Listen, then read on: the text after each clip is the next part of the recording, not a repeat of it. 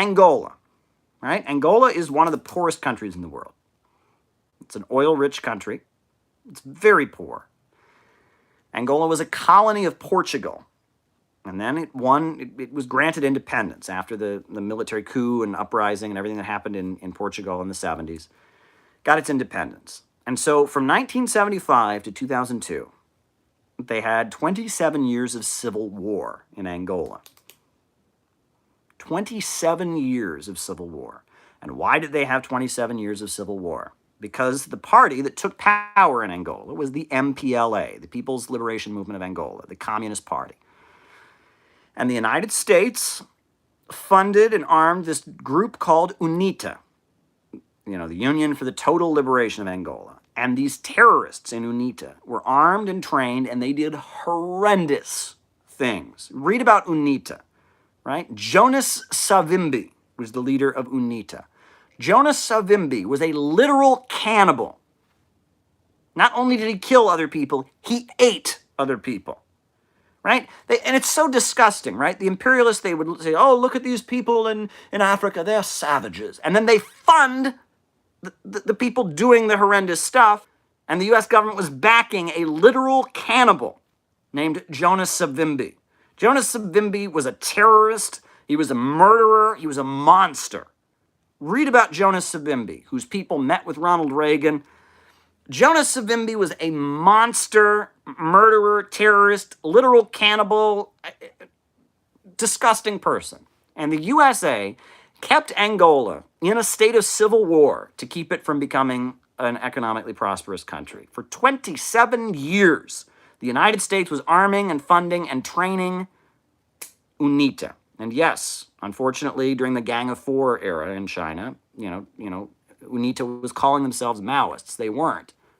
That was propaganda, but they were claiming to be Maoists, and they got some Chinese support. And China has officially apologized to Angola for supporting UNITA, right? Finally, in 2002, a peace treaty was signed in Angola. After how many years, right? After 27 years of civil war, a peace treaty was signed in Angola. And the MPLA, they said, Angola starts now. And from 2002 until that oil price drop in 2014, economic miracles happened in Angola. The rate of economic growth in Angola was like 11% a year. No country in the world was experiencing so much economic growth. Angola was booming. For the first time, after 27 years of civil war, the MPLA signs a peace treaty with UNITA. UNITA controls certain territories, and they start selling oil, and Angola experienced huge rates of economic growth, unprecedented explosions of economic growth, massive, explosive economic growth, right? I mean, the capital of Angola suddenly became this fully beautiful industrial city, and China goes into Angola, and it's building railways, and it's building new highways. Parts of Angola that were never connected with major cities before suddenly have access to trade. The mining, right? Angola has oil, but suddenly they have mining in Angola. I mean, people's lives are turning around. It's like, you read about what was happening in Angola from 2002 until that oil price drop of 2014. Angola was experiencing one of the most rapid economic expansions in the African continent's history. The MPLA was teaming up with China with their Belt and Road Initiative, and real economic miracles were happening. It was unprecedented. People were rising out of poverty. Schools were being built, right? And it was a problem. The country was still littered with landmines from the war. The bridges had been destroyed. And it was like they said, Angola starts now. And the Dos Santos government, I mean, they mobilized that population, and they built Angola, and it was unprecedented what was happening in Angola, and it got no press over here. The U.S. media pretended they didn't see it. It was like, oh, no, we don't see it, and it was weird. You had to read like The Economist, you had to read like economic newspapers. Nobody wanted to talk about it. And we don't see Angola. We're pretending we don't see this. It was happening. Angola was exploding with socialism, with a state-controlled oil company.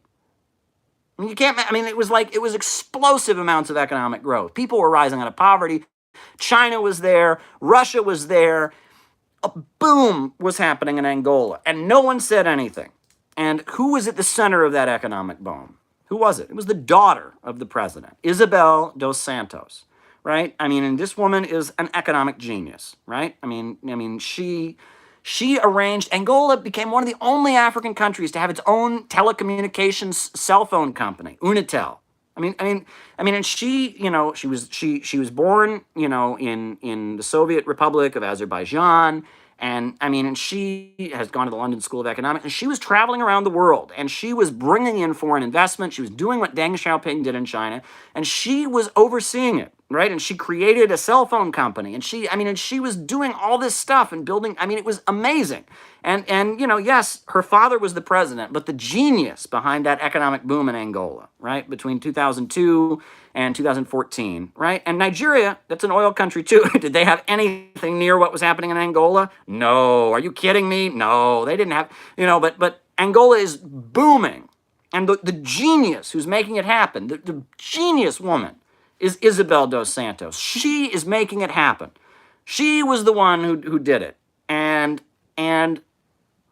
then, of course, we know the oil prices dropped in 2014. Isabel Dos Santos becomes head of the state-run oil company, right? The elections happen, and for the first time, her father is no longer the president. Another wing of the MPLA comes into power. A more pro-Western, a less pro-Chinese wing of the MPLA comes into power. A more free market neoliberal wing of the MPLA party comes into power. And when that happens, immediately, you read about it in the Wall Street Journal. They spell it out for you. They spell it out in plain English. The big oil companies from France, Total, BP, Chevron, Shell, they decide Isabel's got to go. And they pulled out of Angola, demanding that Isabel Dos Santos be fired. And they ousted her. And they ran her name through the mud. And, she's out of leadership. And the current government of Angola, is basically dealing with an economic crisis. Because all of a sudden, right, at this point, the oil prices aren't booming. They're privatizing things. She refused. The Wall Street Journal calls out Isabel Dos Santos because she refused to privatize the natural gas. Right? Angola's got a huge amount of natural gas. American gas companies are saying, hey, you got some natural gas here. Do you mind if we? And she was saying, that belongs to the people. And she holds up the Constitution of Angola, and she says, natural resources belong to the people. You can't have our natural gas. They can't handle that. American oil companies say, we want to bring in our own parts. And she says, you're going to buy from Angolan companies. She stands up for her people. She enforces the environmental laws. Right? You read about this. They're calling her out. She is an economic genius. She knows what she's doing. Right? And she's not going to let big oil companies walk all over her. So the new president comes in, ousts her. And the economy in Angola, since 2014, since that price drop, since the new president has been in there, has been shit. I'm sorry. Look at what's happening in Angola. Poverty is expanding all of a sudden. Everything that was built up, after the Civil War is over is crumbling. There's strikes going on. There's hunger. There's unrest going on. And so the new government of Angola decides, well, we're going to blame Isabel Dos Santos for it. It's beyond me. It is beyond me. How in the world can you blame? This is the woman who oversaw the economic explosion. But in order to protect themselves, the neoliberal wing, the pro-Western free market neoliberal wing of the MPLA is at this point trying to blame all the problems that they themselves created on the woman who oversaw the economic explosion. I kid you not. And now this entity called the International Consortium of Investigative Journalists, ICIJ, the people who brought you the Panama Papers, have, dumped all of this information on her. And we know, first of all, ICIJ, it's now a matter of public record that they're funded by Soros, number one, and they're funded by the USAID.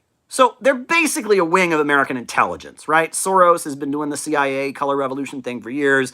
USAID, it's really obvious what it is. American intelligence dumped a whole bunch of info on her, and they've frozen her bank accounts, and they are trying to destroy Isabel Dos Santos, the socialist, the heroic, strong African woman who fought for her people, the economic genius who utilized state central planning to build up. This is a woman who studied economics, studied Deng Xiaoping theory. I mean, genius woman, right? And they are trying to destroy her, right? And then after, now she's, her bank accounts are frozen, they're charging her with corruption. Now they have said, BBC has revealed why they want to destroy her. Get ready for this. Because she's going to run for president. BBC sounded the alarm. She's going to run for president. I mean, her father led Angola through the Civil War. Her father worked closely with Fidel Castro and spent 27 years fighting the UNITA terrorists. And BBC basically confirms that she has political aspirations. Isabel Dos Santos, the economic genius, could very well be the next president of Angola. And she could win, because people remember when she was running the Angolan economy, how well things did. She gave people their first job. She brought the country out of poverty. She brought in foreign investment. She created Unitel. People know that with Isabel in power, they know that with a fighter like Isabel Dos Santos, they're going to get a better deal. They're going to get a better deal, and they know it. And so they are waging at this point. They are at this point waging, trying to utilize this corruption stuff to get rid of Isabel Dos Santos. It's the same thing that they did in Brazil to Lula da Silva, the same thing they did to Dilma Rousseff in Brazil, the same thing they've done to Cristina Kirchner. Corruption. Corruption's a very hard thing to define, folks. It's an extremely, extremely hard thing to define. What is corruption? What is it? I don't know. I mean, here's the thing, right? In the United States, if a labor union shows up at a politician's office with a suitcase, that's corruption. And they go to jail. They're bribing a government official. But if a big corporation sets up a super PAC, and that super PAC starts running advertisements on television, and no one really knows who funds this super PAC, that's not corruption. That's obeying U.S. election law. Sounds like corruption to me, but corruption is legally defined. That's the thing. Corruption is according to the law. It's not according to someone's ethical code, right? And that what we refer to as corruption is a big problem. You go anywhere in the third world, you're going to have a huge problem with corruption, and there's huge problems with corruption in Angola. I'm not pretending that corruption doesn't exist, right? There's huge problems with corruption. Example, right? Any third world country I have ever been to, right? If you leave Western Europe and the United States, Australia, you leave Western countries, right? People say don't ever call the police. And why? Why do you never call the police? Well, you never call the police because the police, when they show up, will want to bribe. And if you don't bribe them, you're going to jail. And it doesn't matter, right? You go to Mexico, don't call the police. You go to South America, don't call the police. You go to any country in Africa, you don't call the police, because the police show up and they point a gun in your face and they want to bribe. And if they don't get a bribe, you're going to jail, right? I mean, the corruption is very, very extreme, right? And that this is what happens when people are dirt poor. When people are in extreme levels of poverty, in countries where you have mass malnutrition and these kind of problems, people take care of each other. When people are desperate, they depend on each other more, right? They depend on each other. That's why talk about individual liberty and the rights of man didn't even arise until Europe in the 1700s, because until then, people were the level of scarcity and the lack of material abundance was so extreme that individualism wasn't even a thing. Right? That when people are desperate, they depend on each other, right? And if you're in a country, like a developing country, and you work in the government, everyone who knows you, every relative is going to say, hey, what can you do for me?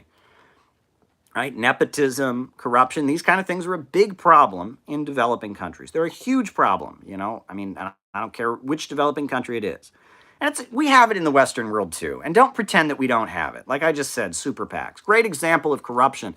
Corruption is a problem, and it's weird to define. Corrupt, the definition of the word corrupt is when something is functioning other than intended. If you have a corrupt file on your computer, it is a file that doesn't function as it's intended to function. That's all the word corrupt means. And it's a really weird word because, we say it's corruption, but the US political system, just like the political system of all the capitalist countries, is designed to function in a way that billionaires and bankers get rich. So is it corrupt if that's what's happening? I don't know. I mean, it's a very, very weird, hard word to define.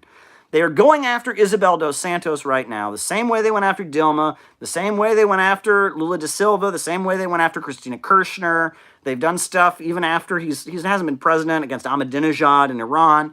It's the same thing, and it comes from the same entity, the people who brought you the Panama Papers, the ICIJ, the CIA, the CIA response to WikiLeaks, basically, the ICIJ, right? That's what's going on here, right? And they are afraid of what Isabel Dos Santos could create in Angola. Isabel Dos Santos could be the best thing that Angola ever has. What she achieved from 2002 to 2014, under her father's administration, when she was doing miracles in the private sector, they were afraid that Isabel Dos Santos could be the Hugo Chavez of Southern Africa, right? I mean, she could be the Hugo Chavez of Southern Africa. She could be the Deng Xiaoping of Angola, right? She could create a socialist economic boom, an economic boom of people opening their own businesses, micro entrepreneurs centered around a state-controlled oil company. She could do something really, really powerful, right? She could do it, and they don't want her to do it. That's what the attack on her is about. That's what it's about. That is what it's about, right? Isabel Dos Santos, the richest woman in Africa, right? They are trying to prevent her from taking power, from pushing the free market wing of the MPLA out of power, and they are trying to basically, at this point, keep her out of the presidency, because she would win. There's no question she would win. If she ran, she would win. People remember, so many people owe their lives to her. She said herself, I gave many people their first job, and that's true, right? I mean, what she achieved economically is unprecedented. She is a genius. Listen to some speeches by her. A brilliant woman. She is a genius. She understands economics. Her parents were heroes fighting against colonialism, right? I mean, she is all about economic development, about the Belt and Road, about the Eurasian Economic Union. That's why they're going after her. They don't like Isabel Dos Santos. That's what's going on. If you want to understand the crisis in Angolan politics, that's what's going on. They don't want Angola to prosper the way Libya prospered under Gaddafi's leadership. They don't want that. They don't want the oil resources to be utilized to stabilize and build up a strong economy in Angola. They want African countries to stay poor. That's what they want. They want African countries to stay poor. That's what's going on. And I needed to say that. It's been bugging me. I wrote an article. It should be published pretty soon about it. Hope you check that out. But, Isabel Dos Santos, the way they're going after her, it's not about corruption. It's not about corruption. It's not about, I don't know. It's not about human rights or, it's about the fact that she could raise Angola out of poverty.